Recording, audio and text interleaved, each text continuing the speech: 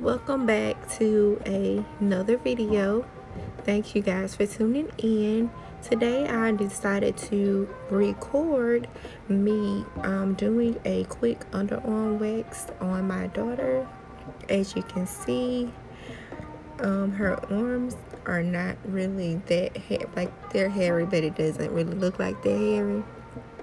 She never shaved. I've always waxed them for her, so she's kind of used to it.